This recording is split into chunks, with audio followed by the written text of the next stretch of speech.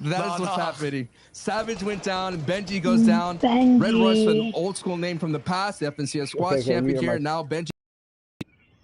So move on out, and man, I just feel bad here. I mean, when you're in the corn in the FNCS finals, you know things gone wrong. You know things gone wrong. You got the lo-fi playing in the background. It's raining outside. Yep. I know the vibes. I know the vibes. It's tough. Feels bad, man.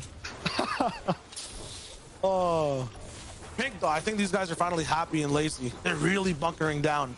Similar, we saw in game one when Queasy was kind of jumping on the Savage and they just boxed up in metal.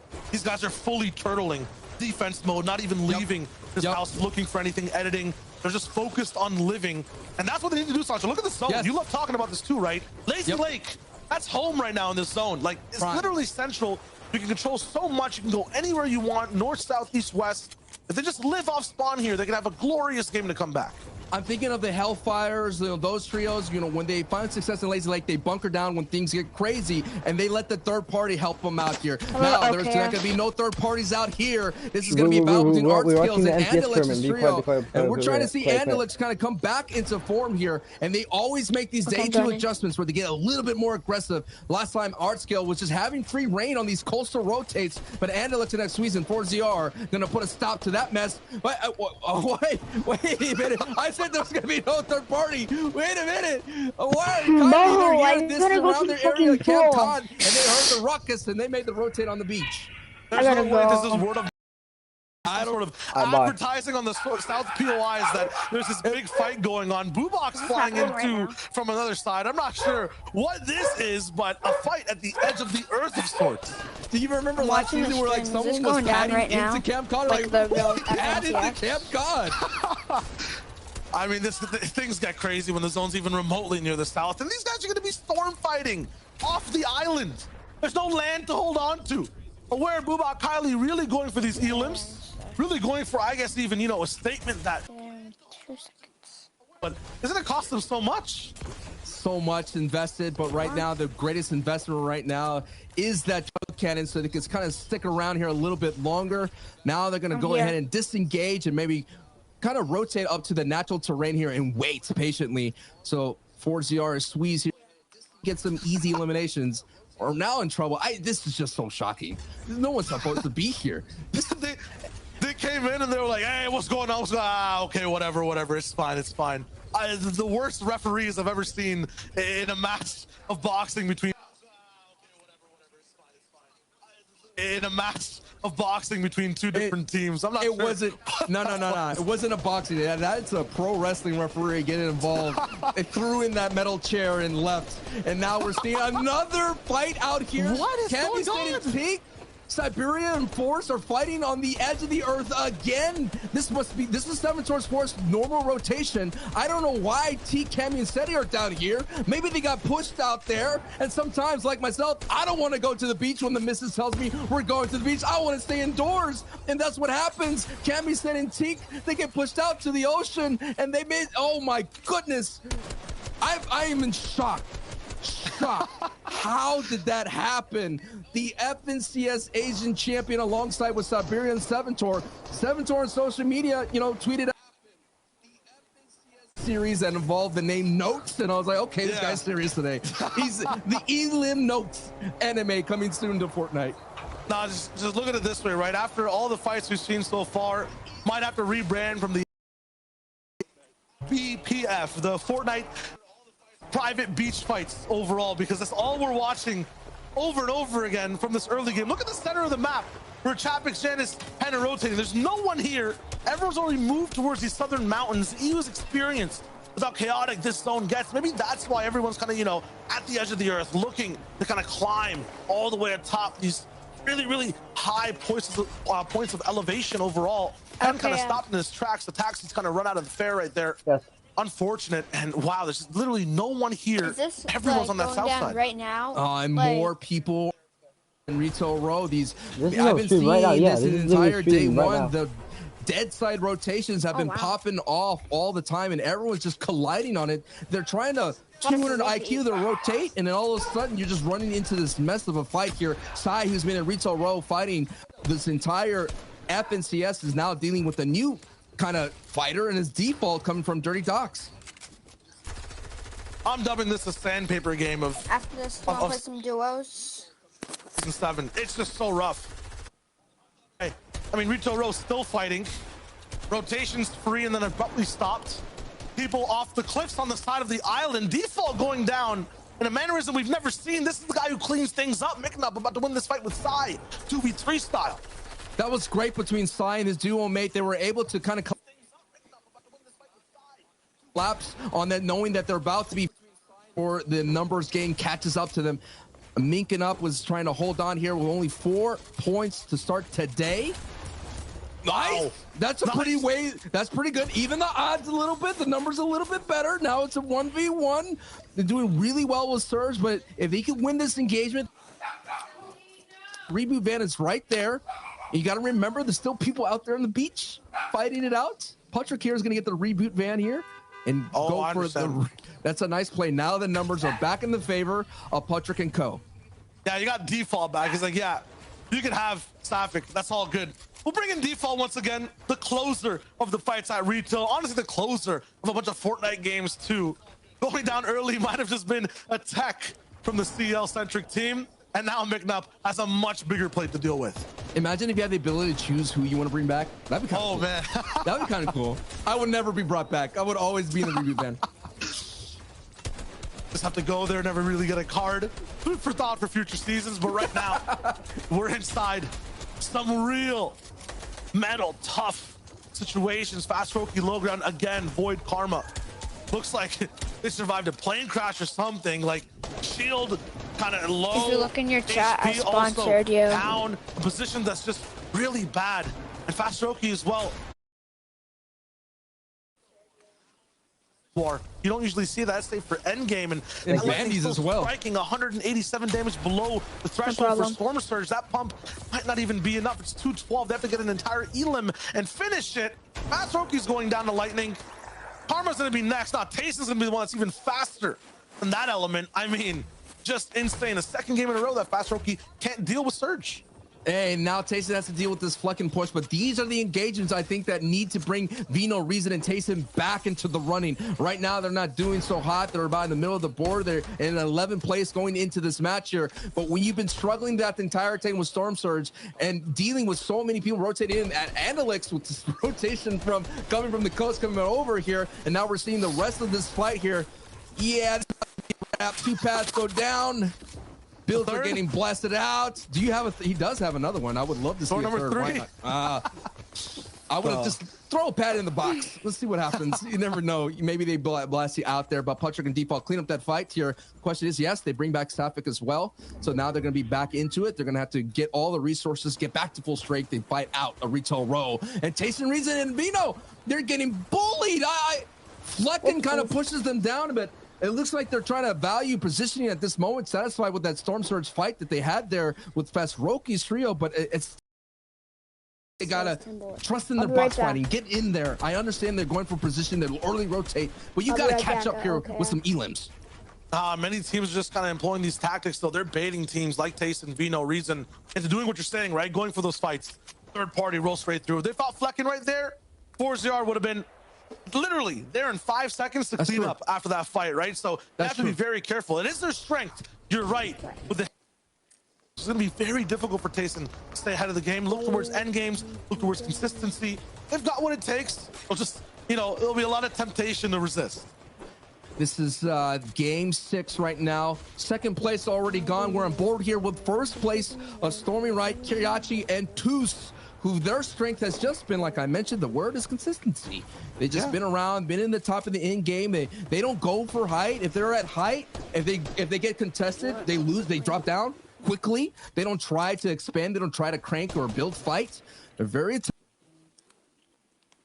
feel like really this is just maybe it might be the masterpiece, the renaissance for Kiriachi, man, and Stormy Right and Toos. This Russian trio has always been in the running. They've been like a mid-card trio, but now they might be stepping up for that heavyweight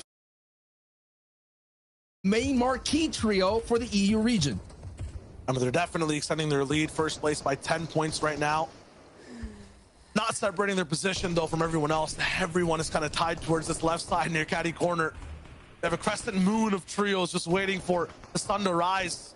Going towards the next portion of the zone. Look at Egram not being aggressive, not even looking for shots. How uncharacteristic is that? Sean VP, the one being bullied and not surviving the clutch. Things are changing now towards these back half of games. Amplify 80 and Matzo, they're activated. Oh, man. Move with, you know, Andy before, and both teams survived. This time, one did not. So people are definitely employing different strategies to get out of these mid-games.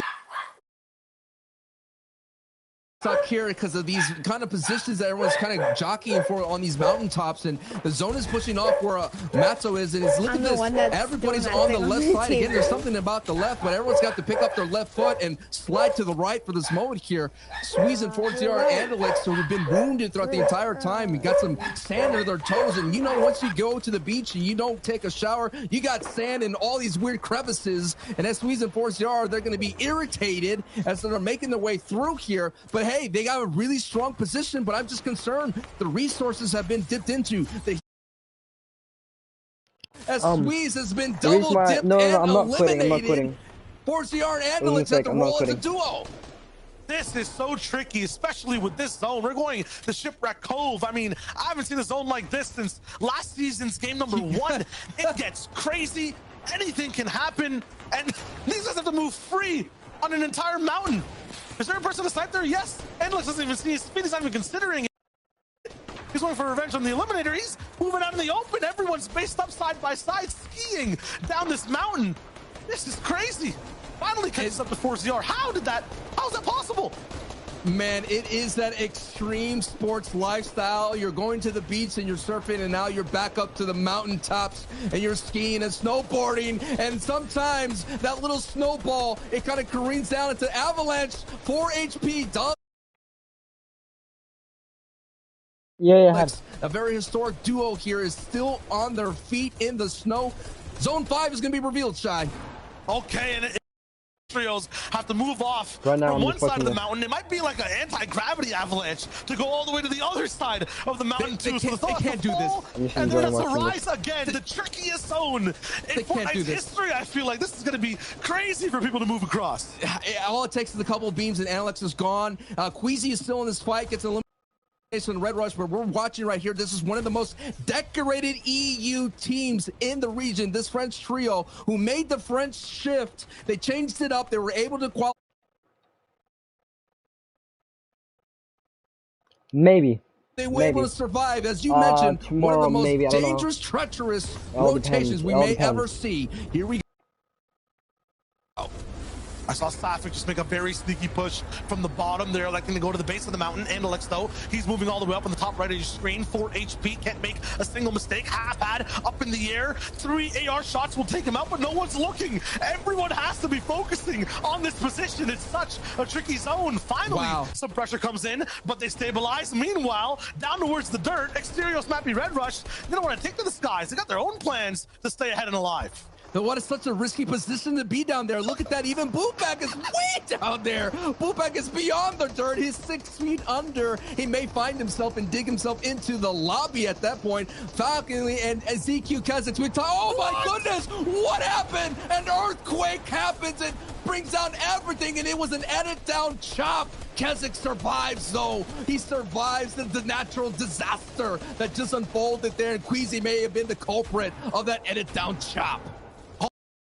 Dude, I panicked. Down, but walls and floors everywhere. We're panicking too. They're back up the height though. That cost them a lot. Kazakhs, it did. 171 mats now, and it's only wood. Oh my goodness. It's coming down. This is one of those chaotic in games that we always love to see and love to cast, but no one loves to play because it's going to get messy. Here we are. Deceptos Loki's commit there on the low ground, but not really. They're heading down now. Hey, Tayson, Vino, and Reason, they're in the mid ground. Punchers start there on their door, and let's save it. Save it is alive here. Save is going to try to find his way back to glory, and meanwhile, our defending FNCS champions are second from height. Everyone on every single layer has to be very careful. We're going back up straight over the mountain across flat land, but the zone could pull back at any moment. You have to be very careful with how many materials you use, which pads you're putting down, what your whole game plan is. And while you're trying to concentrate, anyone can break into your box, cause a lot of pressure, chaos in your mind. You might not think. You waste even a second. You might slip, fall off of this crazy zone and mountain. Keep it contained. Right there, a second of I distraction. Invasion in the box. He's gone. He's out. And what I noticed in day one is Jerky, Queasy, and Trulix, if they cleaned up a couple of things, they would be able to hold on to height. They had height multiple times here on the first moving zones, but then they lost it to these corporates right here. But it's not going to happen here because Aqua is in shambles, and now he's going to do all that he can to get those placement points. Yeah, even the high ground warlords are suffering with this zone. Aqua as a solo trying to make things happen. Missed shot on the walk-up, but he got a big finish on the splash. 100 damage, 33 on the Elocrats. He's still getting points, even if he's not working height or in so far away. Bullied, held back in boxes. He gets in. He's living. He's alive. Aqua with the two-piece right here. The GOAT is still alive on his feet, still rocking it now. He's on a layer. He almost caught another body, but he just whiffs the shot. He's here to fight, and out of build and out of this match. Reason though, he's fighting with Taste and takes out Sappic as they're moving on to their mid-ground layer. Below, it's just a mess. Tripper and the last one left. He gets taken out. He's gone, and now Exterios and Mappy as a duo still control everything. Squeezed up. There's another hill, a mountain in the way. Kylie once again is another player surviving from that last game here to this one. The same patterns navigating the zone. Look at everyone else though. They're trapped. They have to get by not only the entire server, but the space as well. Reason deleted. Trulix, Jerky, Queasy. They're bringing that FNCS champion vibe right back this season.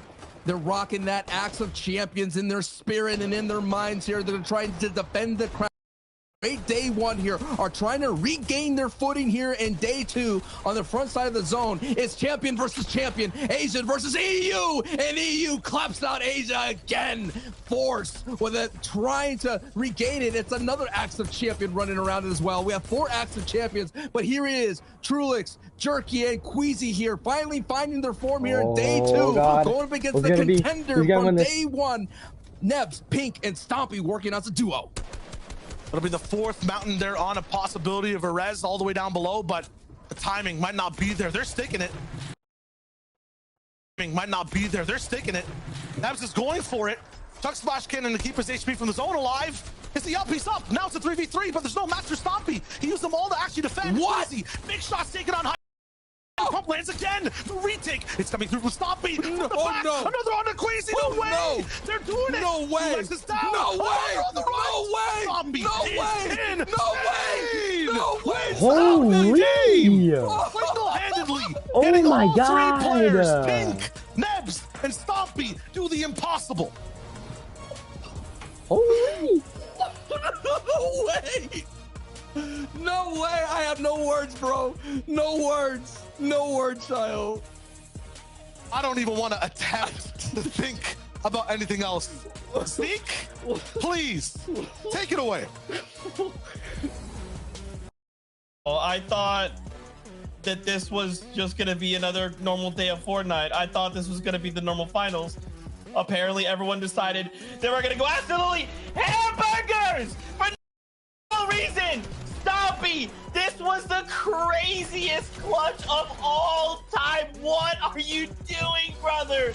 Oh my gosh, the mountain composure needed to pull something off like that. The comeback from recovery, the moment to even pick your teammate up. I mean, oh my goodness, dude. This was next level, bro. Oh my God. Look, Queasy, Trulix, and Jerky, it's an absolute travesty. It is absolutely shocking. You know, you can, there's so many words you can use. Stinker, howler, nightmare. It's everything that could possibly go wrong and worse. Like, you don't lose that. Like, we know Stompy's great. He's one of the all-time greats of EU. You know, back in the World Cup days, he was dominating the land. But he just whipped out his old form right there. That was not even real. That shouldn't have happened, right? If you don't know what just happened, that shouldn't have happened. Nobody should win that if you're in Stompy's position. You shouldn't. Yeah, but he did, and he hit the shots. He's showing why. Throughout the World Cup qualifiers, he was Season 8, he became the champion. Zeke still lost in the sauce. He still can't believe it as we say that. And you know, a lot of people throughout a lot of the previous FNCSs have not put the respect on Stompy's name. The Stompy alongside Nebs to pick up the res onto Pink, like huge big brain play, because that also saved one bullet, right? That hit the shot from, I think it was Queasy, to knock down, which allowed Stompy to be able to win it. Huge, incredible play. Oh my gosh, these teams, they know what's at stake, man. They want the Axe of Champions. They want to win it all. Oh my goodness. We got to talk about some other stuff with Malabuka happening here in earlier on in the game. I'm still shaking. Take it away, Love. Take it away. Look, I just wanted to show people the duality of Fortnite, right? Because you know, we take a look at the game before this when Mr. Savage, you know, they have that amazing win. Everything's going rosy. You think to yourself, oh wow, they contested that steamy, but it's still going great. They've now won 2 games out of 5. Everything's absolutely amazing. But then you get them coming in, landing at steamy the game after, you know, on this massive high, and they get walked through. Malabuka takes out Ref's guard. No real hope there. And Reese, this is one of the big problems that, you know, these teams will have while contested. We talked about the Asian winners who, you know, won FNCS contested 10 out of 10 times, or 10 out of 12 times, sorry. You know, Mr. Savage and them, they're not going to be able to do this like every game. At some point, you just have to think it's not worth it anymore. No, I know you got to think so, but there's no other options. Reality. Where else are they going to go? Anywhere else they go? They're contested at the same drop, so they might as well keep going where they're being successful. They were in 2nd, and now they've dropped down till 7th for Falcon, Refsguard, along with Andrea and Mr. Savage 2 now. So that's 5 placements down just by losing off spawn, which is tough. But with the huge clutch, with the huge victory royale from Pink, Nebs, and Stompy, that's pushed them all the way up into 1st place currently. 2 victory rounds to their name, and I want to watch more. I have to see more from this team. Honestly, I did not come into this weekend expecting to see what we've seen from these 3 players. That clutch from Stompy is going to go down in the history books. That is absolutely unreal. And like you say, Reese, I'm so eager to see now. You know, they've clearly got the hot hand, and everything they do, they're doing so many things right. And it's not perfect, right? It's not perfection. There are mistakes being made here and there, but they just have that sort of rhythm and flow right now where they are able to just account for any mistake. And you have Stompy, you know, hitting 1v3s. Like, you can't bank on that. You can't guarantee that every game. But boy, that is just absolutely nuts. You can see the players here now from 11 to 20. They'll all be watching that thinking, well, look, if they're going to be playing like that, we ain't got a chance. Like, how are we supposed to stop him? You know, if we're going to get into 3v1s and he's still going to win, what are we supposed to do about that? Nevertheless, there are so many games left, but wow, what a performance. Yeah, and I think a notable thing to add there is that Queasy's team is now in 18th place after that. That looked like a game, like you mentioned, let's be real. They should have won that. They should have picked up the victory royale in the final game, but they ended up 2nd. That would have been 2 additional eliminations to 4 points and another 5 points. So that would have another 9 points to them, which would have put them up, I think, 6 slots up in the leaderboard alone. So that choke from them could be disastrous for the rest of the leaderboard. They seem to be playing absolutely on form today, but that final little closing out the game, but you know, that's just the confidence, just absolutely destroyer, you know, and they'll be arguing, you know, we sure. you get frustrated at your teammates sometimes, right? You know, they will be so frustrated with each other how they've allowed that to happen, and hopefully it doesn't completely offset their mental going forward, because there are 6 games or so left, right? There's so many games that you can't afford to sort of switch off now, but I don't know how they recover from that one. If me and Reese, if that happened and you were the one that allowed, you know, Stompy to clutch like that, I'm removing you as a friend. We're not playing again. Yeah, blocked on Twitter, don't worry. Yeah, you're finished, you're done, you know, it's over. Well, guys, you heard the bust, which means we have to go back in the game. I still have to recover from that. Remember, we've got another 6 games ahead of us because we began with Ace. So buckle up. We have more action like this up ahead of us. Sancho, Shayo, back to you guys. Thank you so much, Zeke, and we're trying to recover myself. I mean, trying to check my heart rate here. We're about to get into the throes of Game 7. Shayo, talk about a highlight show that FNCS has put on here for day 2. I'm trying to recover, you know, brain-wise. I don't remember any of the other games at all, except for that one. The clutch from Stompy. And remember what they did off spawn, Sancho. They defended, they waited, they stayed alive. They have to again. We cannot miss this team in another endgame. They got a bunker down here. You cannot follow up with your greatest hits of all time. You cannot have one of those tracks that just don't bop anymore. Kha'Zix gets bopped, and Falconly now is gonna get a trade right there. But nice Stompy baiting that out there, letting the teammate kind of take the brunt of that force here, and that just may be enough. Oh, nicely done.